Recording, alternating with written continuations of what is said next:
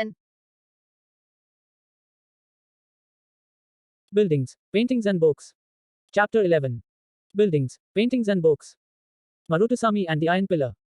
Maruttasamy was so excited. His brother had propelled his wheelchair all along the dusty, stony path, past the towering Qutbi Minar and up the metal ramp. It had been tough, but now he was here, in front of the famous Iron Pillar. It was an unforgettable experience. The Iron Pillar. The Iron Pillar at Mehrauli, Delhi, is a remarkable example of the skill of Indian craftspersons. It is made of iron, 7.2 m high, and weighs over 3 tons.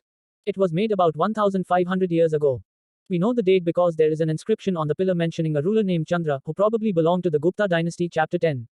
What is amazing is the fact that the pillar has not rusted in all these years. Metallurgy. Ancient Indian metallurgists made major contributions to the metallurgical history of the world. Archaeological excavations have shown that the Harappans were master craftsmen and had knowledge of copper metallurgy. They even manufactured bronze by mixing copper and tin. While the Harappans belong to the Bronze Age, their successors belong to the Iron Age. India produced highly advanced types of iron, forged iron, wrought iron and cast iron. Buildings in brick and stone. The skills of our craftspersons are also apparent in the buildings that have survived, such as stupas. The word stupa means a mound. While there are several kinds of stupas, round and tall, big and small, these have certain common features.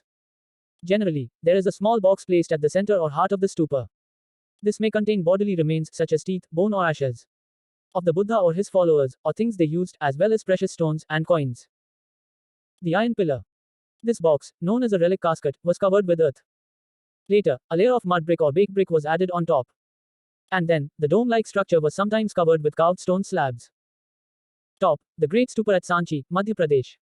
Stupas like this one were built over several centuries. While the brick mound probably dates to the time of Ashoka, Chapter 7, the railings and gateways were added during the time of later rulers. Left, sculpture from Amravati. Look at the picture and describe what you see. Often, a path, known as the production pata, was laid around the stupa. This was surrounded with railings. Entrance to the path was through gateways. Devotees walked around the stupa, in a clockwise direction, as a mark of devotion. Both railings and gateways were often decorated with sculpture. Find Amravati on map 7, page 105. This was a place where a magnificent stupa once existed. Many of the stone carvings for decorating the stupa were made about 2000 years ago. Other buildings were hollowed out of rock to make artificial caves. Some of these were very elaborately decorated with sculptures and painted walls. Some of the earliest Hindu temples were also built at this time. Deities such as Vishnu, Shiva, and Durga were worshipped in these shrines. The most important part of the temple was the room known as the Garbhagriha, where the image of the chief deity was placed. It was here that priests performed religious rituals, and devotees offered worship to the deity. Often, as at Bittergaon, a tower, known as the Shikhara, was built on top of the Garbhagriha to mark this out as a sacred place. Building Shikharas required careful planning. Most temples also had a space known as the Mandapa. It was a hall where people could assemble. Top, an early temple at Bittergaon, Uttar Pradesh. This was built about 1,500 years ago, and was made of baked brick and stone. Top right, monolithic temples at Mahabalipuram. Each of these was carved out of a huge, single piece of stone, that is why they are known as monoliths. While brick structures are built up by adding layers of bricks from the bottom upwards, in this case the stone cutters had to work from top downwards. List the problems that stone cutters may have faced. Right, the Durga temple at Aihole, built about 1,400 years ago. Find Mahabalipuram and Aihole on map 7, page 105. Some of the finest stone temples were built in these towns. Some of these are shown here. How were stupas and temples built? There were several stages in building a stupa or a temple. Usually, kings or queens decided to build these as it was an expensive affair. First, good quality stone had to be found, quarried, and transported to the place that was often carefully chosen for the new building. Here, these rough blocks of stone had to be shaped and carved into pillars, and panels for walls, floors and ceilings. And then these had to be placed in precisely the right position. Left, a Jaina monastery from Orissa. This two-story building was carved out of the rock surface. Notice the entrance to the rooms. Jaina monks lived and meditated in these rooms. In what ways is the cave shown here different from the illustration on p.14?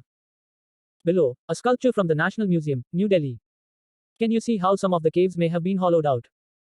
Kings and queens probably spent money from their treasury to pay the craftspersons who worked to build these splendid structures. Besides, when devotees came to visit the temple or the stupa, they often brought gifts which were used to decorate the buildings. For example, an association of ivory workers paid for one of the beautiful gateways at Sanchi. Among the others who paid for decorations were merchants, farmers, garland makers, perfumers, smiths, and hundreds of men and women who are known only by their names which were inscribed on pillars, railings and walls. So when you get a chance to visit any of these buildings, remember how several hundreds of people probably worked to construct and decorate them. Make a diagram like the one on page 88, chapter 8. To show the stages in the building of a temple or stupa. Painting. Find Ajanta on map 7, page 105. This is a place where several caves were hollowed out of the hills over centuries. Most of these were monasteries for Buddhist monks, and some of them were decorated with paintings. Here are some examples. As the caves are dark inside, most of these paintings were done in the light of torches. The colors, which are vivid even after 1500 years, were made of plants and minerals. The artists who created these splendid works of art remain unknown. Paintings from Ajanta. Describe what you see in each of these paintings. The world of books. Some of the best known epics were written during this period. Epics are grand, long compositions about heroic men and women and include stories about gods. A famous Tamil epic, the Silappadigaram, was composed by a poet named Ilango around 1800 years ago. It is the story of a merchant named Kovalan, who lived in Puhar and fell in love with a courtesan named Madhavi, neglecting his wife Kannanagi. Later, he and Kannanagi left Puhar and went to Madurai, where he was wrongly accused of theft by the court jeweler of the Pandya king. The king sentenced Kovalan to death. Kannanagi, who still loved him, was full of grief and anger at this injustice, and destroyed the entire city of Madurai. A description from the Silappadigaram. Here is how the poet describes Kannagi's grief. O witness of my grief, you cannot console me. Is it right that your body, fairer than pure gold, lies unwashed here in the dust? Is it just that in the red glow of the twilight, your handsome chest, framed with a flower wreath, lies thrown down on the bare earth, while I remain alone, helpless and abandoned to despair? Is there no God? Is there no God in this country? Can there be a God in a land where the sword of the king is used for the murder of innocent strangers? Is there no God? No God. Another Tamil epic, the Manimikalai, was composed by Sattanar around 1400 years ago. This describes the story of the daughter of Kovalan and Madhavi. These beautiful compositions were lost to scholars for many centuries, till their manuscripts were rediscovered about 100 years ago. Other writers, such as Kalidasa, about whom you read in chapter 10, wrote in Sanskrit. A verse from the Meghaduta. Here is a verse from Kalidasa's best-known poem, the Meghaduta, in which a monsoon cloud is imagined to be a messenger between lovers who are separated from one another. See how the poet describes the breeze that will carry the cloud northwards. A cool breeze, delightful as it is touched with the fragrance of the earth, swollen by your showers, and hailed deeply by elephants, and causing the wild figs to ripen, will blow gently as you go. Do you think Kalidasa can be described as a lover of nature? Recording and preserving old stories.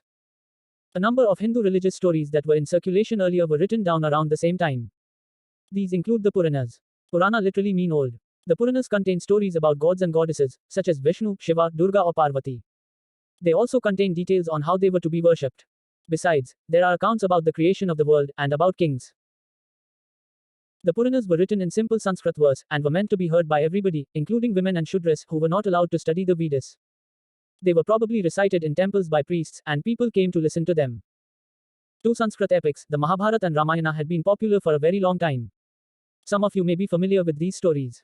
The Mahabharata is about a war fought between the Kauravas and Pandavas, who were cousins.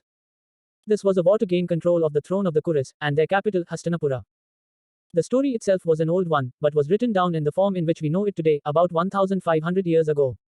Both the Puranas and the Mahabharata are supposed to have been compiled by Vyasa.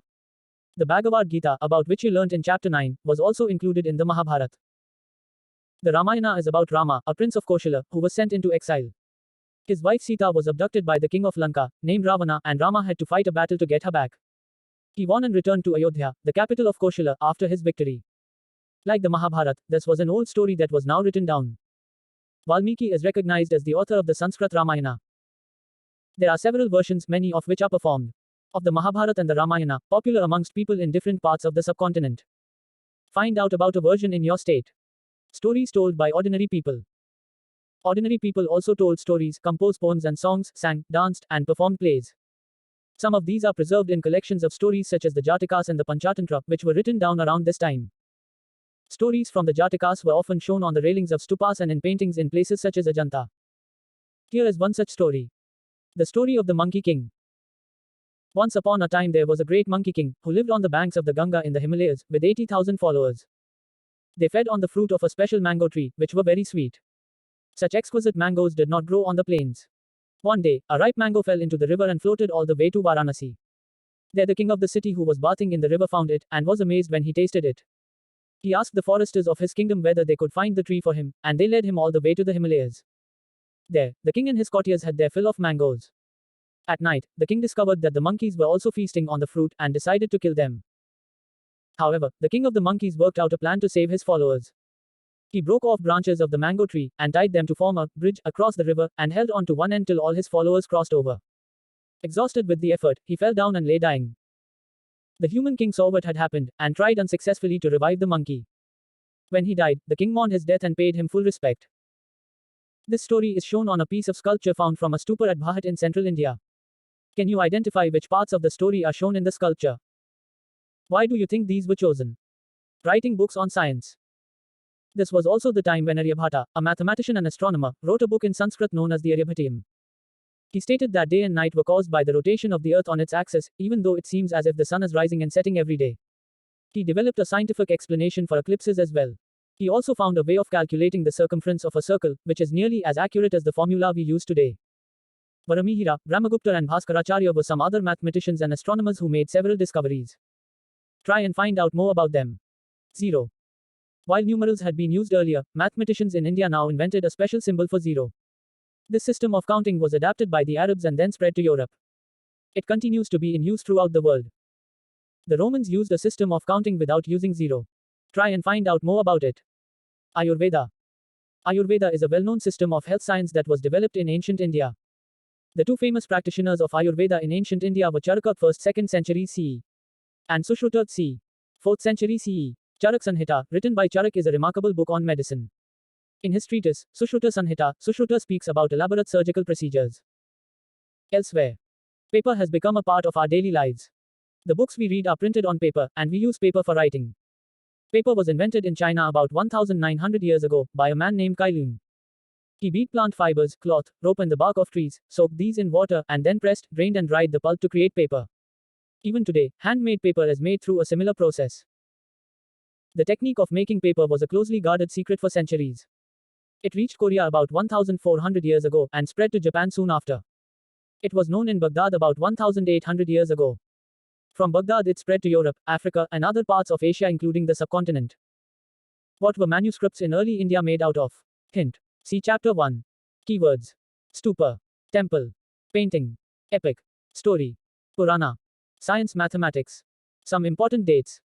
Beginning of stupa building 2300 years ago. Amravati 2000 years ago. Kalidasa 1600 years ago. Iron pillar, temple at Bhitargaon, paintings at Ajanta, Aryabhata 1500 years ago. Durga temple 1400 years ago. Imagine. You are sitting in a mandapa of a temple. Describe the scene around you. Let's recall. 1. Match the following. Stupa place where the image of the deity is installed.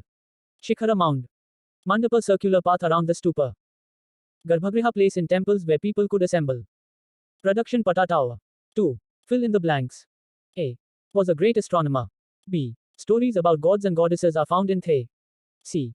Is recognized as the author of the Sanskrit Ramayana. D. And are two Tamil epics. Let's discuss. 3. Make a list of the chapters in which you find mention of metalworking. What are the metals objects mentioned are shown in those chapters? 4. Read the story on page 122. In what ways is the Monkey King similar to or different from the kings you read about in chapters 5 and 10? 5. Find out more and tell a story from one of the epics. Let's do. 6. List some steps that can be taken to make buildings and monuments accessible to differently abled people. 7. Try and list as many uses of paper as you can. 8. If you could visit any one of the places described in this chapter, which would you choose and why? A quick look at dates. Throughout the book, we have used approximate dates to give you a rough idea of when events processes took place, using the year 2000 as our starting point. Generally, the letter C, which stands for the Latin word circa, meaning approximate, is used for such dates. You will find dates written differently in other books that you may use. For instance, for the Paleolithic period, Chapter 2 dates may be mentioned in terms of millions of years ago, written as Maya. The beginning of farming and herding at Megath, Chapter 2. Dates to c. 6000 BC, BCE. The Harappan cities flourished between c. 2700 and 1900 BCE. The Rigveda was composed between c. 1500 and 1000 BCE. Mahajanapadas and cities developed in the Ganga Valley and new ideas associated with the Upanishads, Jainism and Buddhism emerged c. 500 BCE. Alexander invaded the northwest c. 327 to 325 BCE. Chandragupta Maurya became king c. 321 BCE. Ashoka ruled between c. 272 to 268 to 231 BCE. The composition of the Sangam texts, c. 300 BCE 300 CE. The reign of Kanishka, c. 78 to 100 CE. The establishment of the Gupta Empire, c. 320 CE. The compilation of the Jaina texts at the council at Vallabhi, c. 512-521 CE. The rule of Harshavardhana, 606 to 647 CE. Shan Zhang comes to India, 630 to 643 CE. The rule of Pulakeshin II, 609 to 642 CE. In some cases, for example, the date from when Ashoka began to rule, you may find that more than one date is shown. This is because historians have not been able to agree on which is the correct date. Dates with question marks after them indicate that these are insertion.